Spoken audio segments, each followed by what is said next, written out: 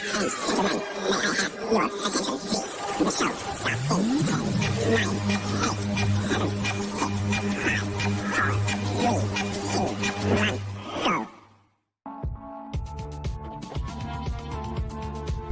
say the human soul weighs 21 grams.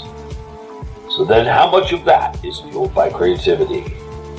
How much weight do the elements that comprise this creativity hold? This is the show that welcomes those questions, and luckily we have the guests to answer them here today. Welcome to 21 Grams.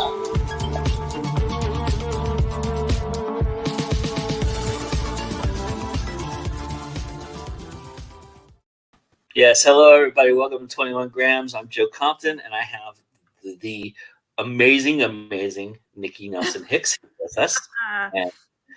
And we're going to talk about something that I know is near and dear to her heart. And anybody who's watched Cody now, you've heard her talk a lot about the occult and how, you know, it was really the thing that, you know, you want to tell the story about the bat and how you really got into being into the occult real quick? So, 7 years old, I wanted to check a book out from the library. And because I'm 7 years old and I want to check out this book that's much more advanced than they expected me to take, I had to prove to them that I could read it. And that got me tagged as being gifted. But in actuality, the only reason I wanted this book on bats was because I truly wanted to find out how to turn into one. Because I'd seen it in movies, and I'm 7, and I still believed that movies were real. So I figured, okay, well, I want to turn into a bat because there are vampires and there are bats. So yeah, I wasn't so much gifted as I was just weird. Really, I was that. Oh my gosh, loved vampires, loved monster movies, all the things. I'm that kid. Hi. How you doing? So with that being said, when's the first time you remember writing a story where you incorporated the occult? That really would have to go into my high school years, because before then my stories were all pretty much whatever I needed to do for school. But in high school years, I wrote a story about a vampire, my very first and only vampire story. But I just used vampires. It wasn't deeply mystical or anything. It was just about vampires, and it was about, oh my god, the jewel of Ozymandias or something. I don't remember. It was god awful. I still have it somewhere. It is a god awful piece of nothing. But the whole point of it was there's this jewel of Ozymandias, and it could control reality or something. I was 17. Okay, every chapter starts with someone walking down a hallway. Every chapter. That's because I was 17. I'm in high school. What's my day? My day is walking down a hallway. It is terrible. Now, there are some little sparks of, hey, that's a nice little turn of phrase, but no. I still have it. I keep everything because you never know. But as for, that's probably my first real into it, because I had some monsters and some vampires and this weird mystical idea of a orb changing, this orb that could change reality. So yeah. Have you read it since you first wrote it? Years ago, because when I was like, I think we were moving or something, or I was cleaning my desk, because I am because of my ADD, I have to have everything in front of me or it ceases to exist. So I was cleaning out my desk, and I happened to find, like, oh my god, I still have this thing. So I read through it. I never finished it, but I give myself kudos, because this was back in the time of typewriters. I didn't have a computer. This is 1982, 83, and everything has on a typewriter.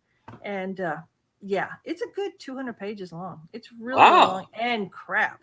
Absolute crap. It's terrible. I asked you that because I'm just curious if you thought about, at any point in your writing career, taking it, polishing it up, and putting it out there. No. No. I don't have any interest in it. No. I'm also curious how you approach now stories about the occult. Is it something that you get sparked by when you're curiously reading something or hearing a podcast or something, or are you more doing a story and then you do the research that goes along with that story concept that leads you to more of an occult-like story? Usually it's the other way. I find something, like, for instance, with the Sherlock Holmes story, I happened to be reading a book about mysteries and things that happen in England, and I came across the Shrieking Pits, which is an actual place in England. And when I got the gig to do the Sherlock Holmes stories, I said, I'm using the Shrieking Pits because in the story, the legend is that the Shrieking Pits were used by the ancient pagans to do human sacrifices, and now you can still hear the screams of the sacrifices. So I thought, oh my God, I'm putting Sherlock Holmes in this area. And then for my Jagishin Hedgie stuff, I found several books, but this is the book that I use the most. Gumbo Yaya, Folk Tales of Louisiana. And so you can tell I'm a huge, I go through stuff. And I would find things in this book dealing with folk tales, legends, or whatever. And I'm like, yes, like for instance, the Boo Daddy I'd never heard of. And I decided to use the Boo Daddy in my Jagishin Hedgie stuff. Golems, I had to do a lot of research into golems. When I'm usually looking, if the story needs a thing, I'll do the research. Usually I'm finding something because I read a lot. I read all the time, and I'll find something that'll spark my interest. And I go, whoa, that's cool, or a cool idea. Or podcasts. I love listening to podcasts about legends or about murders or mysteries. And you listen to that and you're thinking, how can I use that in a story? Because writers are bad people. We're not good people. I hear a really cool murder, and all I could think of is, how can I possibly use that in a story? How can I change that and make it mine? But also, it depends what you mean by the occult. The legends, occult is a real umbrella word because I've done my Sabbats. I've done my time in the pit. I've been never been a part of a coven. We considered ourselves a collective of people who shared the same kind of spiritual leanings. Pretty much the same thing, isn't it? I mean, that's no. Because the moment that one of them decided, let's become a coven, I'm out, because that leads to hierarchy. That leads to no.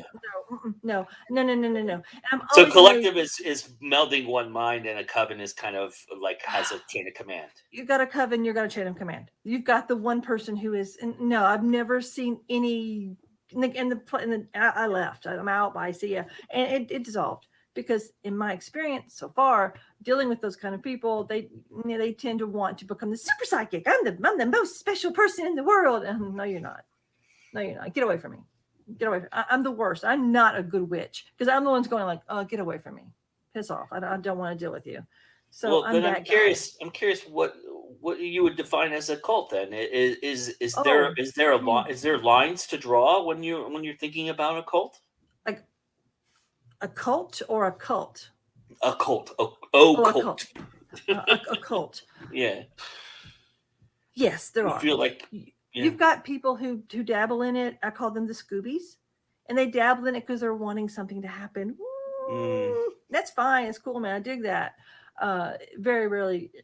Actually, they find things to happen. I've been with those people. Then you find the ones who read the occult or actually study the occult because they're trying to understand what makes this work. Why did people actually believe this? Because quite frankly, there's a lot of really interesting things to learn from occult learnings if you really want to go into that. They're interesting. I never follow anything that tells me to hurt anyone. Never. I've never known a person who's a part of any kind of old path that hurts anything. It's really against the creed. Hell, I know Satanists, and it's against satanic creed to hurt anyone.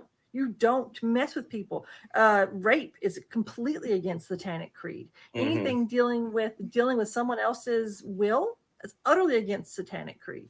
But that's your average. It's your basic Satanist. It isn't like Hollywood Satanists that wear the robes and get naked. Back in my day, I used to have a rule. That's more cult-like. That's more cult-like than anything. Yeah, if you got anyone who wants to take control of your mind and control what you do and what you think, oh no, run away. Because anyone who really wants to teach you the old ways, it's more about becoming centered in part of yourself and growing a part of yourself. It really is very self-actualizing and very much the will of yourself. And having given will over someone else, that to me is fascinating because I can't imagine it. Cults fascinate me. People who say, yes, sir, please. I will do whatever you want me to do. Take over my entire life. why? And I think it comes down to some people don't want to have to take care of their own lives. They don't want to have to think for themselves. And it's from there are two places to come from in this life. This is what Yoda has taught me: is either a place of fear or a place of love. And cults always come from a place of fear. They may tell you, "Oh, we love you. We're coming from a place of love," but it's fear. Most religions, fear-based. Come from a place of love. That person wants you to grow, and that person does not want you to be in control of your body, in control of your mind, your soul. They want you to grow and to leave. They never want you to. I don't want to see you here 20 years from now. No, I think want there's. you to be on I'm your sorry. own. Yeah. Good. But I think there's a line you can determine that with. Correct me if I'm wrong, but I think with a cult, when you get to the person that's at the top, right, or the hierarchy, right. The thing I've always found fascinating about having conversations with that person about, especially religious folks like Catholic priests and things of that nature, cardinals, and getting to that level, is that you have the most fascinating conversation with them because they're listening to you, they're open to what you're talking about, and they talk to you on that level. Whereas a cult person will just spout like, "This is how it is. No, don't question it," kind of idea, right? And that's kind of the difference, right? They want to own you. They want you to believe they want to create mini me's. They want to clone themselves and have a whole little thing of mini me's. I once went to a writer's retreat done by Rabbi, what was his last name? Rabbi something. Anyway, he was a rabbi. And I'd never been to one that was done by a rabbi. And he was fascinating. This guy could talk about anything, not only just religious and philosophy, but we talk about Doctor Who.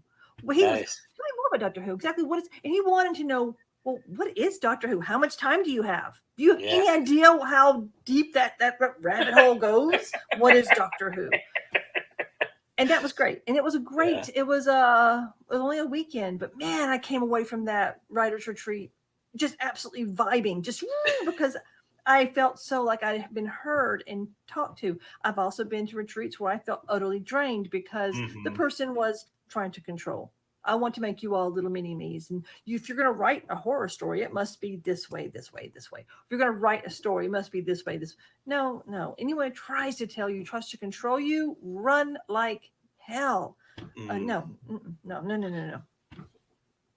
You mentioned, some of the things that have sparked you, like, how do I make this death exciting and stuff like that. But I'm curious, what draws you more into an occult story? Is it the weirdness of it, or is it more of the how deep a fright or how disgusting can I make? Not disgusting. That might be the wrong adjective, but how scary can I make this? What draws you more for writing an occult story? I really got to say it's the weirdness, because weirdness is a lot more deep and a lot more tangible and more things you can play with than just scary or disgusting. And how far can I take this? How can I twist reality in such a way that it still stays real?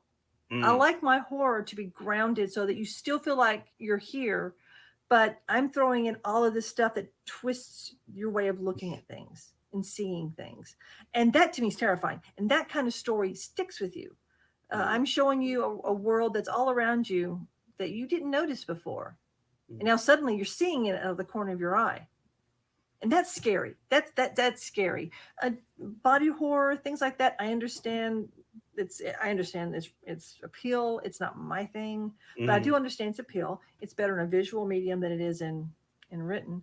But for me, it's the weird. I like being able to, because weird is fun. And for me, fun is always the object goal, even though I am saying, yes, I've just ripped this guy's head off, but we had a fun time doing it, didn't we? So fun is always the goal for me. I'm not trying to recreate the wheel. Truly, my objective as a writer, and I've said this several times, is I am here to give you something to do, to take your mind off either your problems, your life, give you some sort of entertainment, give you something to do when you're sitting on a bench, you're on the bus going to work or from work, when you're in a hospital waiting room, just something that takes your mind off of where you are. Hell, we're on the toilet. I don't care. It takes you away and gives you something to play with. And that's what I do. And as for the occult is so, because it's fantasy. It's fantasy. It's none of this shit's real. It's fantasy. And we can do anything we want to with it. And that to me is a lot of fun. If I can do whatever I want, I have the whole universe to change and to mold into what I want it to be. And it's a good power trip. So in searching to make it more authentic, how much research would you say on average you do? Do you research quite a bit when you're going deep into these stories? You would be amazed at how much I research. I wouldn't be probably. Knowing you, I probably wouldn't be amazed about that at all. Your average muggle out there has absolutely no idea how much research horror writers, at least I do. Again, just reading books like this. I'm working on a gin idea. Show that again, because it has a bunch of tabs in it. You have a bunch this is the tabs. Tabs. This is what I do. I have. Oh shit! I wish I brought them up. I've got books over here. I've got. I've got tons of books. Also, like right now, I'm working on an idea that deals with gin. So I bought all of these books that deal with gin, and I probably will never use any of this information because it's too religious. Because in Islam, gin are just what they are. Jinn are a thing. So I'm reading about what Islam says about jinn and what they look like. And I've actually found podcasts that deal with jinn. So I do a lot of research on jinn. So I have all these books on jinn. I've got all these books on. I have another project I'm working on that deals in the Appalachians. So I'm doing a lot of Appalachian myths and folk tales and granny witches and ways that they use stuff. It's great, but a lot of research and a lot of reading. And it's amazing how much. And just for Jake, having to do stuff about golems, having to read more about golems and then zombies, so much zombies, so many zombie things to deal with. And dealing with, there's one Jake Easton story that has to deal kind of with I wanted to do a little Lovecraftian little nod of the thing too. Had to do a lot of research into amphibians and how do they actually work? Yeah. Things like that. But you do, and you may not even use it in your story, but you got it. And it helps to flavor and to spice it up and to keep it real. I'm that guy, and I've done it. If someone uses the wrong solstice in their book, I've contacted people and go, hey, dude, man, you used the wrong solstice. So you're calling it the winter solstice, but you're having it in May, which is wrong solstice, babe. Yeah. You're having Beltane in December. No, that's not how it works. Yeah. And I contacted this woman. She wrote a book. And I said, hey, you used the wrong solstice. She's like, I know. Yeah, the editor caught that. They should have changed that. Well, it wasn't changed in this version. She's like, oh my God. So it was cool. We became friends. And it was neat. I was very happy that I didn't want to piss her off. Yeah. But I just wanted to know that your average muggle is not going to understand, but you're going to find that one person who's going to go, wait a minute. And I just go, well, it throws me out. I'll go, okay, you didn't do your research. You didn't do your research. You don't, people who use like pentagrams or as being evil. Yeah. You didn't do your research. Or you're just going Hollywood. People who don't do the research when they deal with like most of the witchcraft or witchy stuff.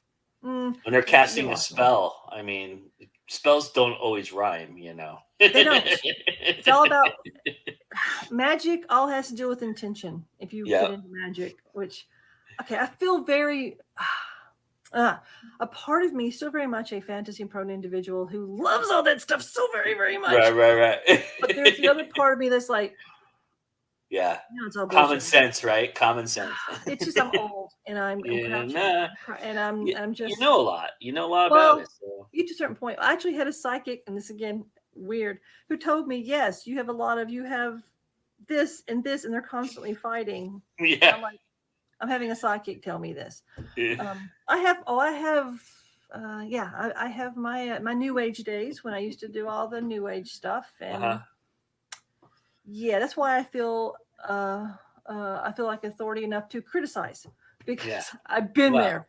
I'm sure you do it. You're having interacted with you quite a bit. I know you probably do it in the nicest way you possibly can. So it's not like it's. Oh, sure, just the nicest way.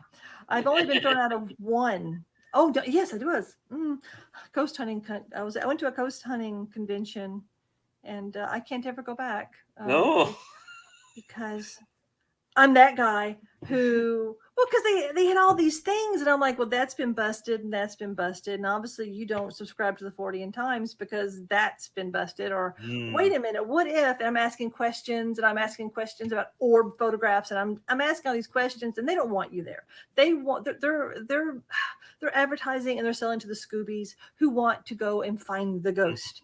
And there's sounds like a cult to me. It is very much, and this guy made some serious bucks. And then there's me. That's what was it? My friend Paul Bishop. He's the one who gave me the title. You're the wolf among sheep. You're the friendly wolf among sheep. You're a friendly wolf among sheep, because I thought this is what you guys wanted. Now, I have been in paranormal investigating groups where we're there to figure out what the hell's going on. And 99.9% of the times it's something we can figure out. But there is that 0.1% that's like, I don't know. There's something freaky happening here, and we'll try to help you as much as we possibly can. But I thought that's what everyone was. But I've been in groups where, no, it's just a bunch of Scoobies. Either Scoobies who want to play with the idea, or the one group I was in where the chick did eventually start a cult. Yeah, she started a cult because she wanted everyone to think she was the super psychic, and went on one investigation with her, and she had that woman so convinced that demons were in her toilet. Oh my God. So convinced. And I never, no, she wanted me to join her cult because she said that I was actually an alien and she could help me ascend to my proper interstellar generation if I just, joined her group. All right. Not the first time. I've been invited into cults several times. It's always amazing when you play in that fringe playground. You're going to meet them. And you've got to understand that anyone who tells you, no, you must divorce your husband, you must leave your family, I can help you get to this higher being that I know that you are. But only me though, I can help you. And by the way, what's your bank account number? Those people are trying to, I was always amazed by people who did that. I'm like, oh, do I look that stupid? Am I? Sweetie, you're just fodder to me. I'm here for fodder. So anyway, you're gonna be in a story probably. Oh, I'm gonna kill you in a story. Yeah, that too. I'm gonna kill you. So I'm curious too. In your research efforts, do you know now, having written so much now, do you know when a story is going to start writing for you, when you start to write it, or are you still? Is there still? I'm doing research and I'm going, when am I going to get this story idea? Is there still some of that, or do you know right away that this is the point in which I'm stopping my research and going into this? You just know. It really is. It's like when you study for a test and you feel like, okay, I have filled it up to here and this is all I can study. You can do all the research you want for the story, and it's just something inside of you that just goes, ding, ding, you're done. And I really wish there was a way I could say, yes, you do this for 12 hours, for 14 days, and you'll get. There is. It's never the same, right? No, it's never the same. It's never. And sometimes from stories start for me, I'll have boom. I'll see it. I'll see the first opening lines or the first opening scene, and then I just work from that. Sometimes not. Those are the easy ones. I like those the best. But the other ones, they really are hard, and you have to work on the idea. But no, you never know. And there's no. It really is. It's just an inner thing. You just know it. You just know it. You've done all you can do for right now. Get that first draft out, and then you're probably going to say, okay, there's a hole here. I need to do more.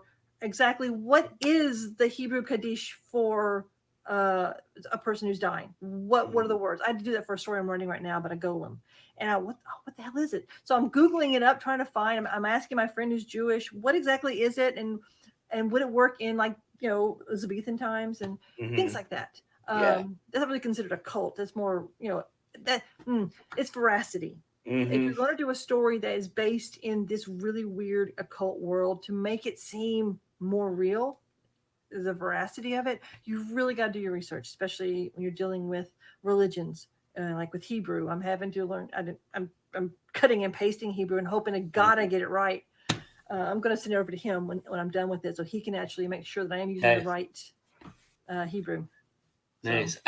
So that being said, with the research you're incorporating, what is your rule of thumb? Do you feel like it's better to be brutally to incorporate it brutally honestly? Do you sprinkle it in to kind of give it some credence, just to make it, to flavor it maybe a little bit as real, or I mean, use it for coloring and background? What is the research you do when you put it into the story? So far for me, it's been sprinkled in through spice, or to Hmm. help the story, the plot line, or I'll completely freaking change it. Like a Boo Daddy in the actual legends is a boogeyman.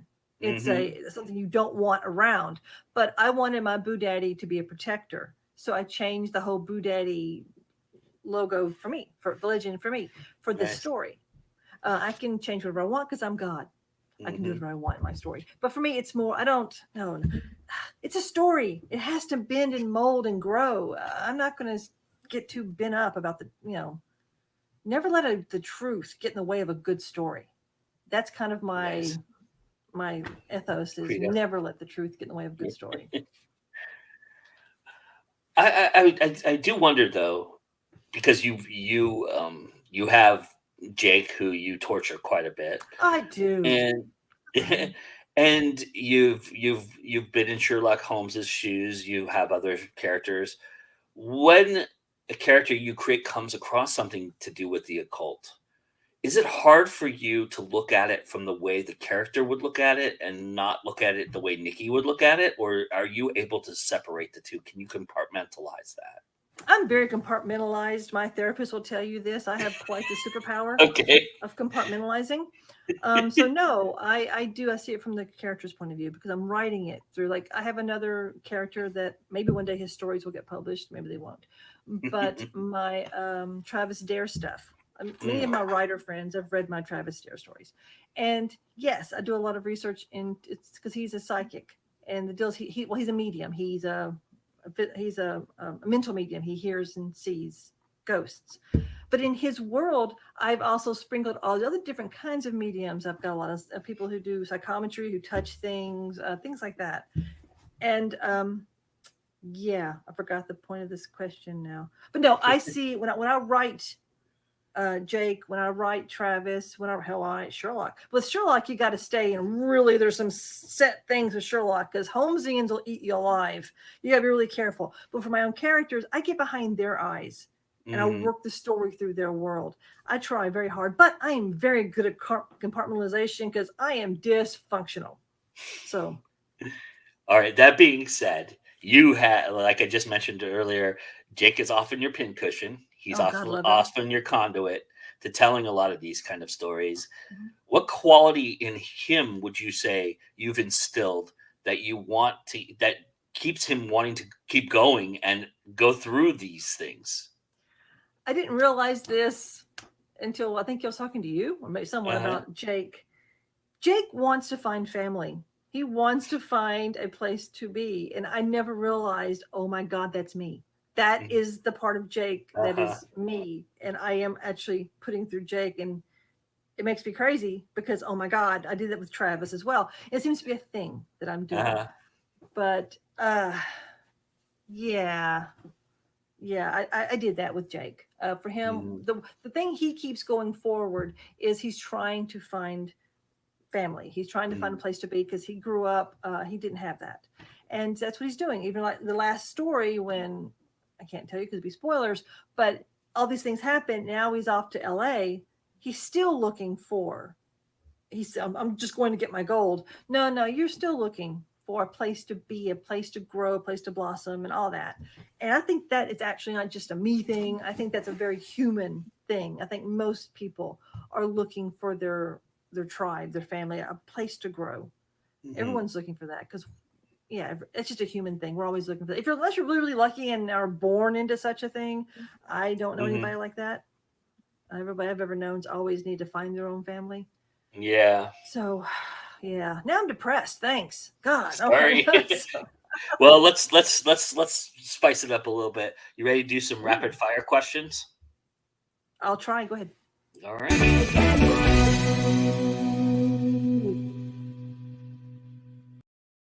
The subject that led you down the deepest rabbit hole. Oh God, that has to be probably dealing with Dealing with the jinn, that there's so much. Mm. The subject that made you pause or stop your research and not pursue it.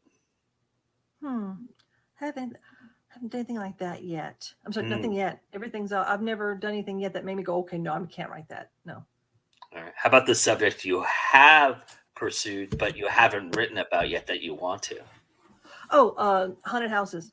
I have an idea about a haunted house. Well, I want to write a haunted house from the view of, because every haunted house story is basically rich white people. And you always want to go, why don't you folks just get away? I want to write a haunted house story from the viewpoint of a poor person. And I want to incorporate Nandor Fordor's haunted mind theory into it. I'm trying to work on it, but it's this one story that I'm focused, and one day I am going to write it because I think it's a fascinating, we can blend in some politics about sociopolitics of being poor, about not being believed, and how you have no venues. I mean, you can't leave. You're stuck.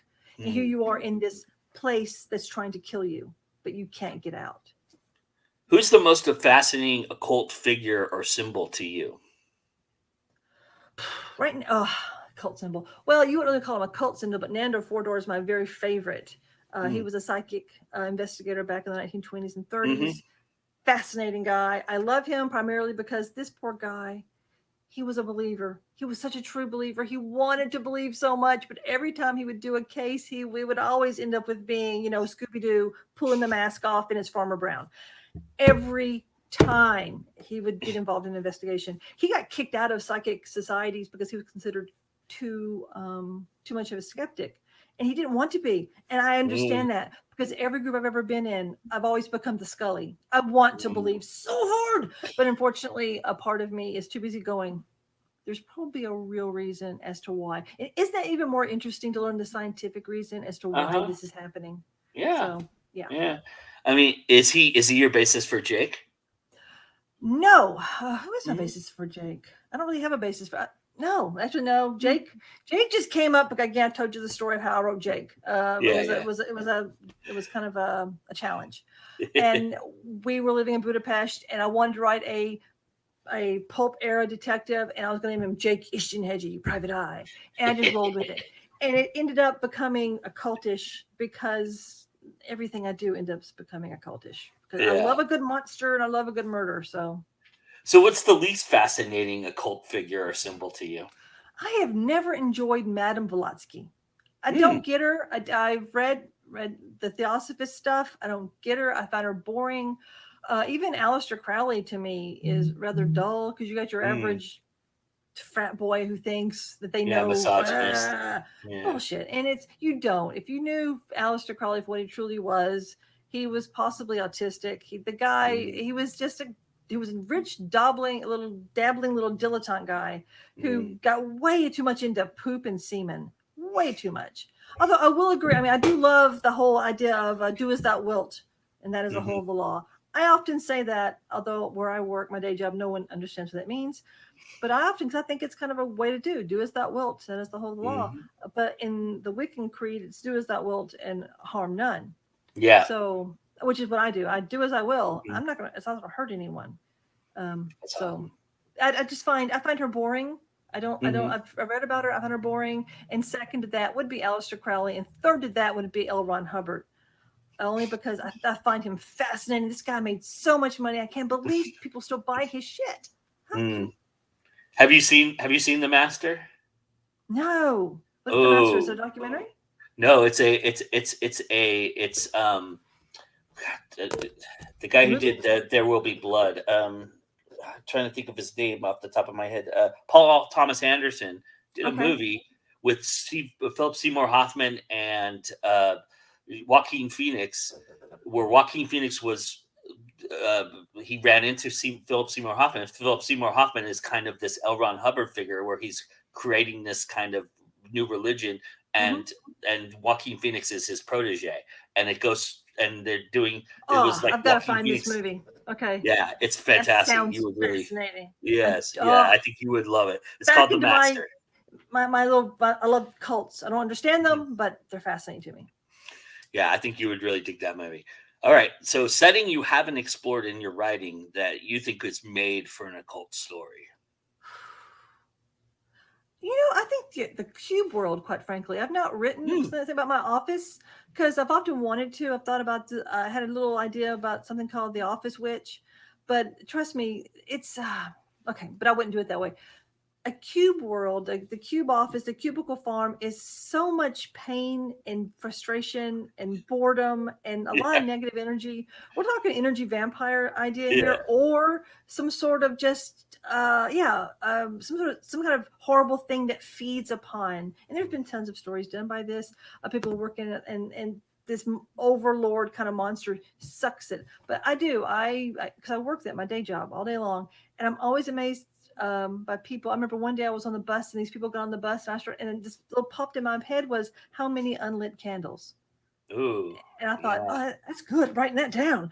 But Yeah. the idea of how many unlit candles, because there's so many people here who I know, but they're just trodden down by just Hmm. getting through the day. Just Hmm. again, somebody somewhere clipped their wings, told them, no, no, no, you can't create. No, no, no, you can't be this, you can't be that. You have to go to work and work these jobs and do your 9.5 and get your monies and wait and die. You know, Um, it's funny you mentioned the cube thing because that was always the thing in the Matrix that struck me is that when Neo gets tasked and they're searching for Neo for the first time, he's in a cubicle job, and I'm thinking to myself, all these people around him have no idea that they're sheep in this, that they're not real in this whole thing, and he's the only one. It's like, wow, that's yeah. crazy to me. I would love to see a story about those people around him, you know? Oh, it would be hard to write because it would be really Yeah, dull. I yeah, work it with would. people like It that, and would they be are really, yeah, boring. that's the thing about it. Um, They're so what so was the boring. hardest detail you've sprinkled into in the cult story that it was hard for you to put into words? Trying to think. Huh. Well, okay, Rumble isn't so much a cult, but it's got monsters, and I do deal into this environmental like godlike kind of thing, and that was Mhm, a bit difficult, truly, because in the on the back set of a monster, we got two monsters and stuff, but there was this weird environmental this guy who starts to worship Tenangri, which is this Mongolian earth deity, and it was really hard trying to get that across so that people understood it.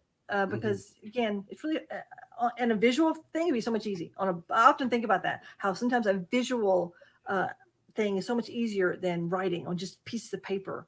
That's Mhm. got to be it. It's when something like that, when it's so kind of philosophical. It's almost like Mhm. with like Lovecraft stuff. It's really hard to make a movie out of his stuff because Yeah. you can't put your finger on it, but when you're reading it, it makes sense. Mhm. Same thing. When you've got a monster that's too nebulous, Mhm. you can't. It's really almost impossible. Stephen King does it a lot with his Bad Place or Yeah. his Bad Thing. Mhm. But Lovecraft's probably the king of Yeah. nebulous, weird monsters that you just can't put your finger on. So something Mhm. like that. Yeah, it's probably got to be it. Yeah. All right, we're done with the. If Oh, you that didn't was know, we're it? done with. Yeah, we're done with the rapid fire. Yay! Okay. Uh, uh, where do you think most authors go wrong when they're using a cult in their stories?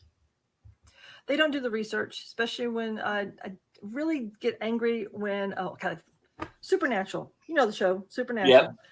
Supernatural always pissed me off when they would have, like, for instance, there was this one episode about all the different gods got together because they were pissed off that Yahweh was being a jerk.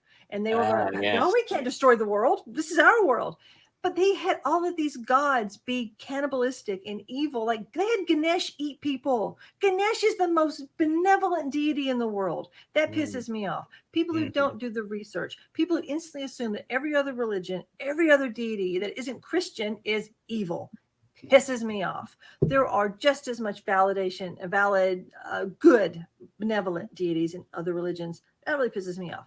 When you see movies that, again, Satanism, they make all Satanists out to be blood curdling, crazy people and they hate God. Well, yes, the Satanists that I do aren't real big fans of religion and aren't big Mm-hmm. fans of God.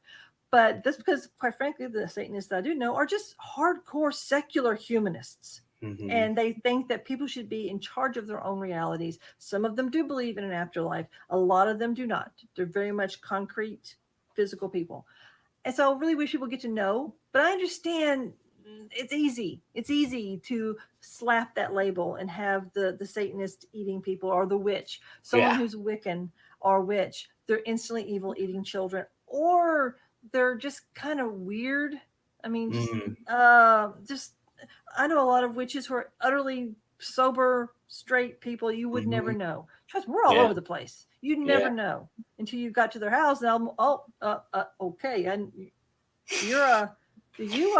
and we drop little words and okay, I see. You just don't do that. That bothers me. Is there a circle I'm not supposed to step in, please? Yeah, is there something I shouldn't touch in this room? Just do your freaking research. I hate it when people do tarot and they use these. Okay, because I read tarot and I'm like going, that's not what that card means. Yeah.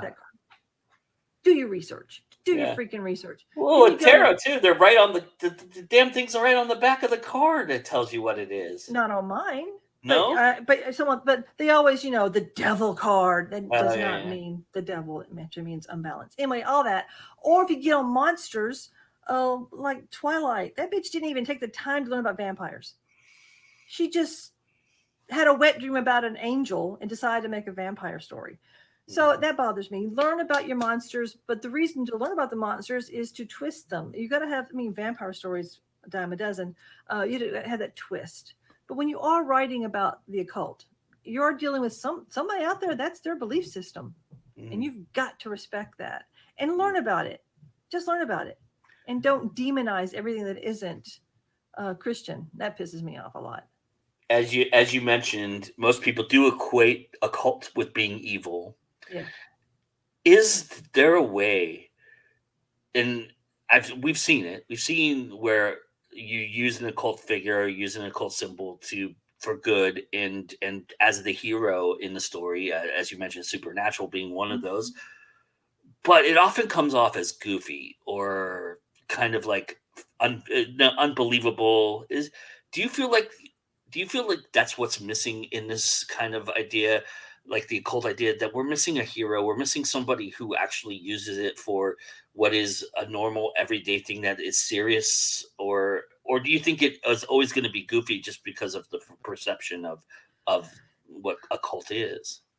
I guess it all depends upon how actually it's put out. Like for instance, Doctor Strange always looks kind of goofy. I think it's the freaking cape and all the things. But well, you know the whole. Do you know the whole theory that's going around now? No, about how it's not the trailer for Spider-Man. The idea that Doctor Strange is actually Mephisto. It's not Doctor Strange. No, I did not. See, I'm so out of the loop. You got Doctor Strange, which he does the whole over the bit campy. If you ever watch the Venture Brothers and they've got Dr. Orpheus, that just cracks me up. But then you got the other flip side. John Constantine is, if you read his comics, the comics of John Constantine, and he uses magic willy-nilly. It's just his life. Could you do magic so it doesn't seem so or use occult practices so it doesn't seem so weird? I think you can. It all depends upon the world you've based your story in. If it seems it's all in the world, like for instance, look at Buffy. You got Giles. He's their Merlin. He's the guy who is their occultist, and he is utterly believable. Yeah, you usually do. If you want to get all D&D, every group's going to have their magic user, their Merlin, their person who, if you're going to have that kind of thing. Well, like in my Travis Dare story, Stephen Kirby is their Merlin. He's the older guy who's the occultist who does all the research, and when they need to find out something, they go to that place and they find his book. He's their Merlin. Every story needs a Merlin. Yeah, the example you labeled earlier, Constantine. You look at the two things that you can remember about Constantine. It's the Legends of Tomorrow, which is this goofy version of a DC I quit comic. Watching it because I hated the way they did Constantine. And Constantine, the movie in which Keanu Reeves is in, which they went completely the opposite direction, went super dark and super evil in that a lot of aspect, and that they made Constantine kind of this towing the line anti-hero kind of idea, right? Because he is the anti-hero. I read the comics. I watch Legends of Tomorrow until they really completely fucked up that character. I can't watch this anymore. And the Keanu Reeves movie is okay as long as you completely divorce it from all things Constantine. Because that's not Constantine. I love John Constantine. But but for me, the fact that, because he's Okay, when Alan Moore created Constantine, he wanted to create because he was tired of all the Doctor Strange occult figures, these lordly guys, and I want to create a figure that's from Liverpool or who's just a dude. You know, and that's what he did. So he created John Constantine for that reason, and I love that. It's a great idea, and it's really cool. You know, Alan Moore claims to have met Constantine. You know, Alan Moore is a wizard. Did you know that? Yeah. Oh my God. I met a guy in college. A guy came and did a lecture, and someone asked him, he did a lecture about Alan Moore and Prometheus comics. And someone asked him, how does he do all of that stuff? He does so much. And the guy turned, I mean, just pale white. He went, y'all know he's a wizard, right? And like, what? I go, I have seen this guy do shit. I am not even joking. He terrifies me.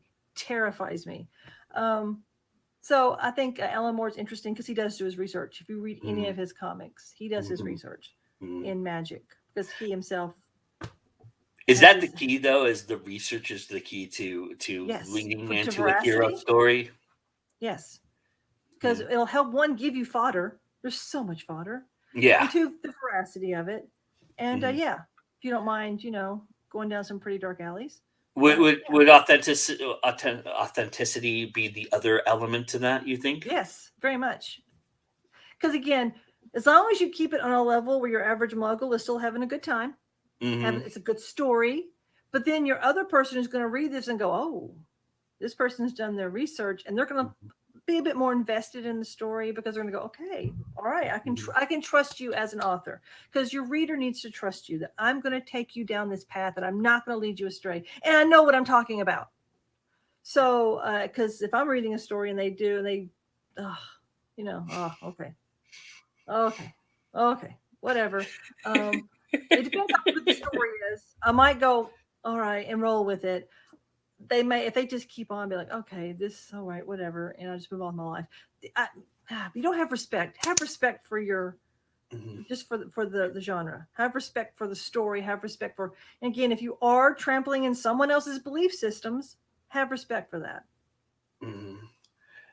That being said, do you think that any occult story could exist without the darkness in it? Do you think that there's something that no story can? If you look at like a Harry Potter, for example, and that's a bad example of an occult story, but he still had to find some darkness in order to survive, and that's kind of the tamest of all tamed, kind of ideas, right? So, well, no story can exist without darkness. You've got to have your antagonist, and that's your darkness. Or even if you have your protagonist dip into the darkness, like, the whole alternative universe with Luke Skywalker becoming a Sith for a while, that's fine. You can roll with that. But no story can exist without light and dark. That's what creates the story. It's conflict. If you don't have conflict, you have no story. But is there a way to like water it down? You think that would work? What's the point? Yeah. I mean, unless you're writing for children, I don't know. But then again, The Witches by Roald Dahl. I mean, that's rough.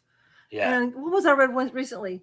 If a story is even if you really want to get crazy, people are afraid of Oompa Loompas. I mean, well, they are scary because they're basically like the Greek tragedy. The people come out and go, "Okay, this person's dead. Let's talk about how they died." They're terrifying little creatures, but. But no, again, you have to, there's always going to be darkness in everything. And depends how dark you want to go as far as what the story needs. It's always about the story. What does the story need? If it doesn't need to go that dark, then don't go that dark. What does your story need? So, yeah. To me, the story is all. I have two more questions for you. And we're going to do a little bit of what if kind of idea with the first one. Well, actually, I'm going to ask that one first. And I want to. Do you ever wonder what if you didn't have that fascination that you had when you were 7 years old, where you would be as a writer right now? I would be a writer. No, you don't think so? No. Because it's because of my fascination with the weird and the strange and the unusual that I do this. I mean, no, I wouldn't be a writer. I don't know what the hell I would be. I wouldn't be me. I'm sure in some other alternate reality, there's probably a me who's a mathematician somewhere or really likes working in a cube. I mean, my sister loves working in a cube. She loves it. Really? Oh, she Wow. doesn't. Well, it's Weird. because she likes the routine. She likes she's a Yeah, very, yeah. she That likes makes sense. boom, boom, boom, boom. I'm bored shitless, but Yeah. she loves it and that's cool, man, whatever. I don't know. No. I wouldn't be me if I had not. I do remember a time in my life as a kid where I pretty much I was either to become good at English or math. It was like a thing, and I chose English. Math completely muddles me. My brain doesn't work that way. I don't Yeah. remember numbers. If you tell me numbers, I won't remember it. I have to write it down because I don't remember numbers. I wanted when I was oh my god when I was 9 years old, I wanted to be an astronomer because I loved Carl Sagan until I Oh, found nice. out that what astronomers really do. And there's no Yeah. way in the hell I could be an astronomer. But it wasn't so much that I really wanted to sit and look at stars. I wanted to go out into the universe and find aliens. See, So you want to be an astronaut, really? I want to be, yeah, well, I couldn't be an astronaut. I'd be vomiting everywhere. But no, I wanted to meet the aliens. And Yeah. so, aliens. And so I can do that as a story writer or even as a weirdo who likes, you ever been to a UFO convention? Those are No. fun places. Yeah. Last summer I went to a Bigfoot convention. I've Yes, interviewed people who have done that, but yes, I've never yes, been to one. No. 2,000 true believers and me. I felt like I was sweating like a heathen in church. Isn't I don't believe? I don't really care. But I was Yeah. amazed by the people who do believe. And there's like three factions of believers. You got the people who think he's a lost hominid. You got the people who think he's just a wood ape, and you got the people who believe that that Sasquatch is a dimensional traveler with supernatural Oh my powers. gosh. And these three camps hate each other. Yeah. And it's so much fun to watch them fight because it was an entire day of nothing but lectures by people, and each one of these three camps giving their bit. And I'm sitting in the back row, you're popping popcorn and taking notes because I'm evil. And to me, this is fascinating because I can't believe, wow. And UFO people the same way. You've got UFO people who believe that they're actual, nuts and bolts UFOs, and the people who believe that UFOs are actually a psychic phenomena, and they hate each other, and it's so much fun to watch them go at each other. And there's me in the background just popping the popcorn and taking the notes. So And yeah. you've actually experienced that with the Sherlock Holmes idea too. So with the two sides, Oh two yeah. Well, especially with the fairies. Yeah. Yeah, that was fun. Yeah. Okay, so I'm curious. Do you think writing occult stories has changed the way you write or look at a story?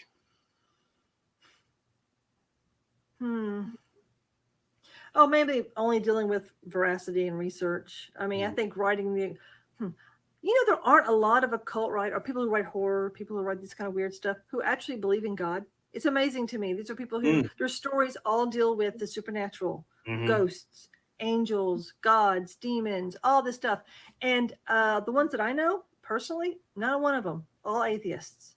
I'm not an atheist. I don't know what I am, but I'm not an atheist. But I have to say, my research or my down those dark rabbit holes have changed my views on thoughts of belief systems and religion and God and the universe and all the things.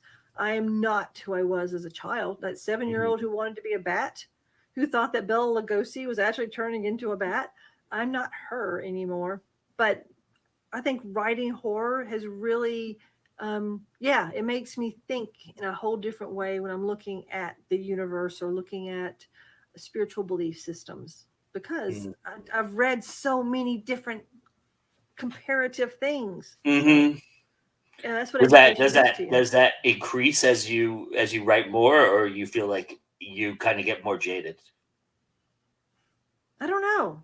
I'm hoping I'll get more jaded. I'm Generation Yeah, X. I that's don't tough, need any more right? jade. I Yeah, don't. I don't need any more jade. But I will say I ask more questions now. yeah. 20 years ago when I was really big into the new age thing, and I really wasn't. I just took it all because it was just, pat me on the head and tell me I'm special and I'm pretty. But now I'm more of a, oh, shut the fuck up. Really, don't.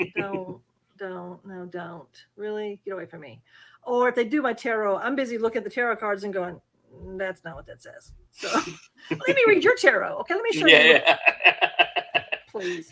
So Nice. after a while, if you're into this stuff long enough, you start. I mean, I can't go to a new age store now without just want to go, oh my god. $20 for this candle that supposedly I will make you a spell candle and not charge you anything. You don't, but that kind of that kind of world tends to there's a lot of predators Yeah. in that world, and Yeah. I would like to write about that. I actually have a thing with my Travis Dare stuff dealing with the predators that are in the New Age community, because I met them, I knew them, and I mean, yeah, they're there, and they prey upon the saddest of people who really just want help, and they don't. So yeah. So we have a couple more minutes here. So tell everybody a little bit about what you have written, occult wise, and what people can check out Okay. about your books. I have some books here because I wanted to remember. Oh, so anyway, I have the Jake Ishtinhiji series. Boom. There's volume 1 and volume 2. There we are. Boom. It's set in 1930s pulp noir, New Orleans, where I take this poor guy, my Jake Ishtinhiji. Poor Jake. I do things to Jake that's just wrong. And truly, I once time did a timeline on these guys. These 6 stories pretty much take place in a year. I torture and ruin this guy in a year. Spoilers. First story, I have him shoot his best friend in the head on his birthday. First story. How you go, Jake? It's the poor guy cannot get a girlfriend. If he gets a girlfriend, trust me, she ends up getting bad things happen to her. So poor Jake. Let's see. Perverse Muse is my little telling of Edgar Allan Poe. I read an autobiography about Poe, and what got me interested was the fact not how he died, but all the women in his life. They all died. Yeah. So this book, this little story. So I tell my friend Todd about that. He goes, "Hey, you ought to write a story. Maybe he was a vampire." I was like, "It's boring, vampire." So I did another one, and I answered the question of what happened to all the women in Edgar Allan Poe's life. Stone Baby is just a bunch of horror stories that I put together. It's a series of horror stories that, so they're a lot of fun. My daughter did the cover for it. I'm very proud of my daughter's cover for it. And Sherlock Holmes. Boom. Sherlock Holmes and the Shrieking Pits. Again, I take poor Sherlock and I torture him. Oh, yeah, I torture him a lot, but I also torture poor, his companions. And there's 2 characters in this story that I really enjoy because I did a little research on them about fairies and the belief in fairies. And it was a lot of fun. So you can find all my stuff again at my little website there or on Amazon, all the places. Right now I'm working on a story dealing with Golem. I'm getting together a collection of stories that are based around the theme of revenge. And I hope to have that out by 2023 because I got some stories coming back to me in 2022 that I'm going to put in the collection. And I'm also working on the Appalachian story. I work on a lot of projects because ADD. And also the Jinn. The Jinn story is actually going to be my first attempt at a paranormal romance. Oh, neat. I'm going to try because it looks like fun, but I don't do romance. Yeah. So I'm going to, there will be murders. I think you'll surprise yourself. I think you'll surprise yourself. I hope so. I've got some great ideas, but I've never done romance, so I'm kind of scared. Well, Nikki, this was awesome. It's always great to talk to you, but to focus in on this belief system and everything that you do is really cool. And everybody go check out everything she's doing because it's fucking awesome, and she's fucking awesome. And Thank you. I will take all the compliments. Trust me. And I appreciate you doing the show for me and being welcome here. And we'll see. Ramble too much. No, you did good. You did great. No, absolutely. I asked all my questions, so you're good. We got through it all. So I checked off all the things. All right. Yeah, awesome. So thanks everybody for being here. We'll see you again soon because it's always time to go with you now. Thank you. Thanks so much. We'll say goodbye. Bye.